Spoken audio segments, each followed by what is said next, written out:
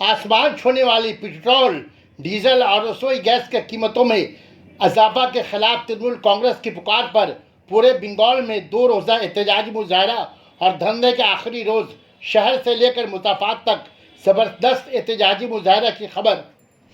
बैरकपुर के विधायक राज चक्रवर्ती की क़यादत में एक अज़ीमुश्शान साइकिल रैली चंदरपुकुर बैरकपुर से 5 किलोमीटर दूरी तय करती हुई खर्दा टाटा गेट में ख़त्म हुई, जिसमें बैरकपुर म्यूनसिपलिटी के एडमिनिस्ट्रेटर उत्तम दास, टीटागढ़ म्यूनसिपलिटी के एडमिनिस्ट्रेटर के अलावा म्यूनसिपलिटी के कोऑर्डिनेटर और तृणमूल कर्मियों ने हिस्सा लिया।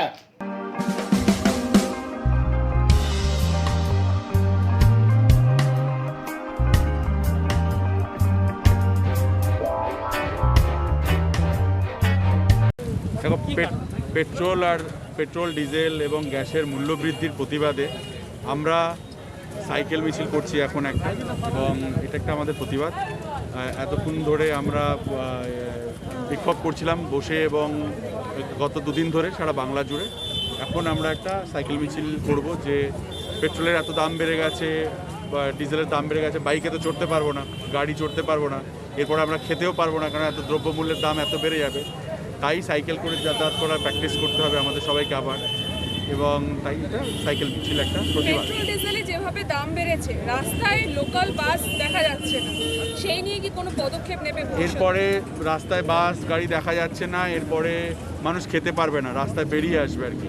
পদক্ষেপ তো সেন্ট্রাল গভর্নমেন্টকে নিতে হবে, কারণ দাম কমাতে হবে।